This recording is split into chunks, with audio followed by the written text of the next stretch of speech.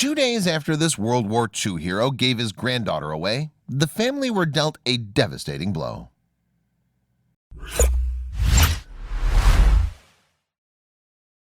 But before we start, please give the video a like and make sure to subscribe to WonderBot and hit the bell so you'll never miss any uploads from us. With a military honor adorning his chest and likely a feeling of pride in his heart, Bronisław Karwowski leads his granddaughter Joanna down the aisle on her wedding day. Now aged 94, the World War II veteran has played witness to some of the most harrowing chapters in human history. But this fall day is one of joy, and there may be barely a dry eye in the house as the bride and her grandpa walk arm in arm through the church. Just a few hours later, though, Karwowski's family's happiness will be overwhelmed by tragedy. Yet on such a beautiful day, it may have seemed impossible to imagine that heartbreak would follow so soon after. And Karwowski himself had seen terrible trials and hardships over the course of his life after taking up arms against both the Nazis and the Communists. Karwowski was born in 1924 in the western Polish village of Spokania and had been a member of a choir at a cathedral while he was a boy. Ultimately, though, that life would be interrupted after war broke out on September 1st, 1939. Nazi Germany and the Soviet Union invaded Poland on that date when Karwowski was just 15 years old. So in 1942, and while Karwowski was still living with his parents, the young man joined Poland's largest resistance organization, the Armia Krajowa. Aged just 18, he would risk his life serving with the organization, helping to collect arms and distribute the output of an underground press. Perhaps Karwowski did not know it then, but this bravery would come to characterize the rest of his life. You see, although the Free Polish government had fled to France and then the UK, Karwowski and those with whom he worked refused to concede their nation's independence. Poland belonged to the Polish people, they felt, and these fighters would accept no other authority. But 2 years later, in May 1944, Karwowski's activities saw him land in a particularly dire predicament. He was captured by the German forces. Even more ominously, Karwowski fell into the hands of the Gestapo. Undaunted by this nightmarish turn of events, however, he managed to escape while being transported to the German secret police headquarters in Lomza. He then made his way to a village named Mikuti, where he took up arms once again, this time serving in the resistance movement's forestry department. Karwowski subsequently participated in one of the darkest battles of the entire war, the Warsaw Uprising of 1944. As German forces retreated from the Red Army across Poland, some 50,000 Polish soldiers fought to liberate the city from the Nazis. In fact, this was the largest operation performed by any European resistance movement in the whole of World War II, even if it was doomed to fail. At first, the Polish Home Army succeeded in driving back the Germans and reclaiming control of some parts of the city. As a result, the Polish flag could once again be seen flying in the liberated streets, while old songs were heard again too. And with the Red Army closing in, it may have initially seemed certain that Warsaw could soon be returned to Polish hands. Yet the Soviet forces had no intention of assisting the uprising. Indeed, the only support that the Home Army got from the Allies came in the form of airdropping supplies, and few of these reached the Polish forces. Then, as the battle dragged on, the resistance fighters began to run out of ammunition, leaving them with no option than to withdraw. And this retreat would come at a terrible cost. You see, as the Germans moved through the city and reclaimed Warsaw street by street, they took revenge on the civilian population. And a mere 2 months after the uprising had begun, it was over. All told, the action claimed the lives of some 16,000 Polish soldiers, many of whom had struggled alone and essentially without support for 63 days. But the Soviet Union's apparent refusal to support the insurrection remains a matter of debate among historians. When the uprising began, the Red Army was positioned close to Warsaw, while the outskirts of the city were weakly defended by a single German infantry division. Nevertheless, when the resistance fighters took up arms on August 1st, 1944, an order was sent by the Kremlin that no attempts should be made to press ahead. Speaking to Winston Churchill shortly after the end of the uprising, Stalin claimed that German defenses had made it impossible for his army to support the Polish forces. Yet, while there are some historians who concur with this assessment, many others believe that Stalin was simply reluctant to commit resources in that direction, preferring instead to consolidate forces in the east rather than to push on Germany. And for all it meant to the Polish people, reclaiming Warsaw was not a tactical priority for the Soviets. The end result then was that the Polish Home Army was left to fend for itself, with the outcome proving a bloody one. Relative to its population, Poland suffered more heavily than any other Allied nation in World War II. It's believed today, in fact, that as many as 1 in 5 people in Poland were killed during the course of the conflict, with 3 million Polish Jews being murdered in the Holocaust. And after the Poles surrendered, the Germans enacted a systematic bombing campaign designed to obliterate the city that made no distinction between civilian and military targets. In the end, somewhere between 150 and 200,000 civilians lost their lives in the uprising, while between 60 and 80% of Warsaw's buildings were destroyed. Indeed, by the time that the war was over, just 15% of the city would be left standing. Warsaw, home to almost 1 million people before World War II, was nearly erased. And on every year on August 1st, Warsaw comes to a standstill.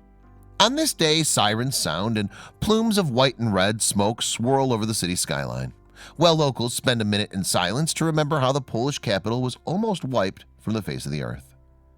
However, as the dust settled on one of the most horrifying spectacles in modern military history, Karwowski was marching steadfastly on. And in many ways, that's his legacy. Karwowski was the man who seemingly kept moving forward, no matter how heavily the odds were stacked against him, and regardless of the havoc and hellfire that rained down on him. But even following the retreat of the German forces from Poland, Karwowski's fighting days were far from over. You see, the arrival of the Red Army had seen one oppressive foreign occupier replace another. The Polish freedom fighters would thus become an anti-communist movement, and they began another underground campaign. In 1947, moreover, Karwowski became a second lieutenant in the resistance forces. And having escaped a war that saw an entire city practically razed to the ground, Karwowski once again took his life in his hands by opposing Stalin.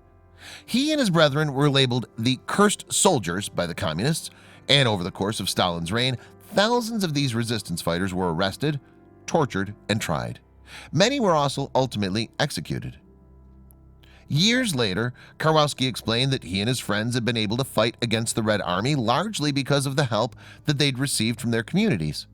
Yes, the soldiers' refusal to see his country bowed was a sentiment that was apparently shared by many of his countrymen, as regular people put themselves at risk in order to offer their support.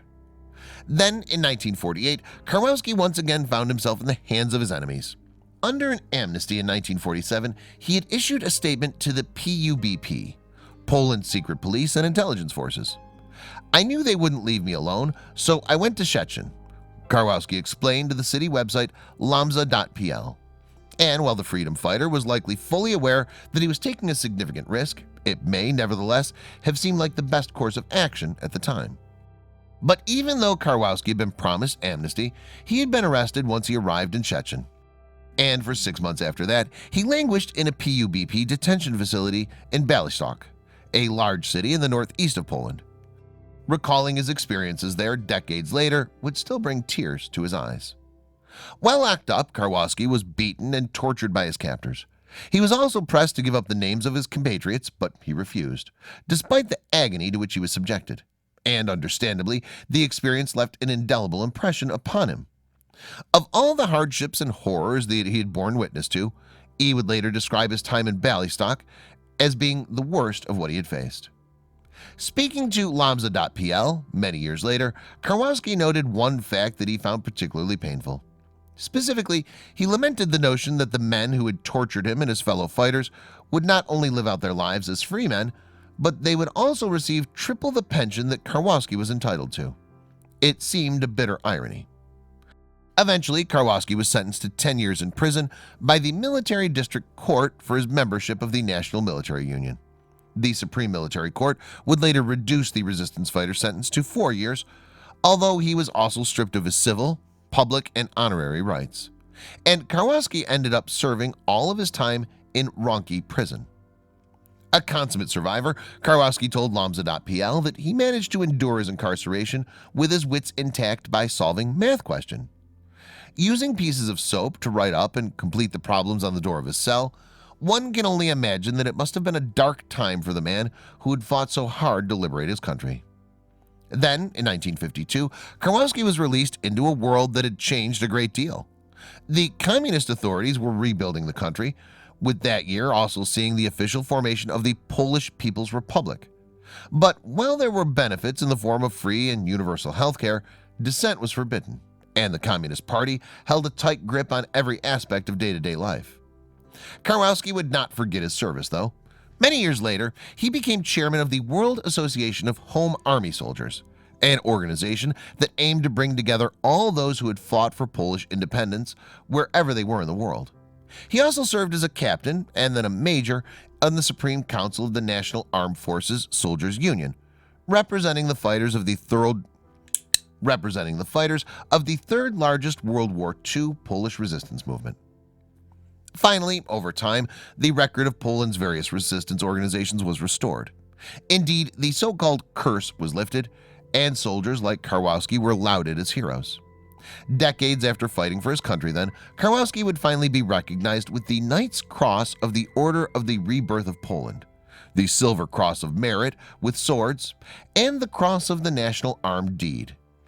And with his honors acknowledged, the man nicknamed Grom stood as one of the most decorated Polish veterans in World War II. Then, when Karwowski's granddaughter's wedding day rolled around in August 2018, the former freedom fighter was the one to give her away. Karwowski wore his military garb for the occasion too, with a further group in World War II-style uniforms marching behind the veteran and Joanna. And once the ceremony was complete, the newly married couple emerged from the church and were greeted by cheering guests, a shower of confetti, and an honor guard of military personnel with rifles raised in salute. All in all, it made for an extraordinary spectacle, as well as a great tribute to an aging hero. Joanna later recalled the simple, poignant message that her grandfather had given to her before their walk down the aisle. "I was looking forward to this moment, and am proud I've lived to see it," the Daily Mail reported him as saying.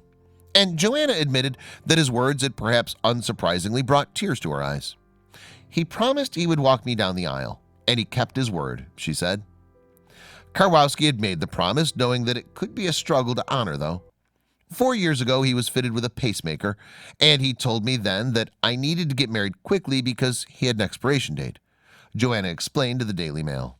Still indomitable as ever, Karwowski held on to accompany his granddaughter on her big day. And for Karwowski, it would be a spectacular occasion. After all, so many of his compatriots have been erased from history without ever having their stories told. He, on the other hand, had lived to see himself play a key part in Joanna's life. In fact, Karwowski had been something of a father figure to Joanna. "I moved in with my grandparents when I was 1, and they took care of me," she told the Daily Mail. "My grandfather was amazingly patient. He had 13 grandchildren, and all of us would fight over who got to sleep next to him because he used to tell nice fairy tales and stories." It may seem incredible that a man could live through all that Karwowski had and emerge as a gentle, patient granddad telling fairy tales to little ones. Joanna explained, though, that while his spirit remained unbroken, his wartime experiences stayed with him. And in fact, Karwowski had shared stories of his soldiering days with his grandchildren, even though Joanna had sometimes been too young to understand them. Joanna later explained how thrilled she was that her grandfather's tale had reached so many people. "I'm really surprised and happy to see the story of my granddad was so widely heard," she told the Daily Mail. And while Joanna was glad to see her big day celebrated around the world, Karwowski himself was reportedly no less pleased. Indeed, he apparently told Joanna, "We're on Facebook." He was apparently proud, too, that people all over the planet had seen him keeping his promise to his granddaughter by walking her down the aisle. Unfortunately, though, this joyful moment would soon be followed by a time of sadness that no one may have seen coming. As it transpired, Karwowski's big moment came not a second too soon. On September 1st, 2018, a mere 2 days after the wedding ceremony, the 94-year-old retired to the Eternal Guard, as the Polish National Armed Forces reported. The organization released a statement that honored the war hero's achievements, thanking him for his service and mourning his death. And just as her grandfather had kept his word and walked arm in arm with her on her wedding day, Joanna had fulfilled her vow to stand by him as he prepared for his final journey. "I promised my grandfather that I would not let him die at the hospital," she explained to the Daily Mail. As a trained nurse, Joanna instead cared for him at home. I'm so happy that the memory of him will stay alive and everyone can see him the way I did, as an amazing person and a beloved grandfather," she said. Then, after having stood firm against two of the most terrible despots of modern times and risked his life in the service of his people, Bronisław Karwowski was finally laid to rest. The veteran was buried in a church cemetery in WWII, where he was given a military send-off and a salute of honor. And no one could claim that he hadn't earned his place in Poland's history.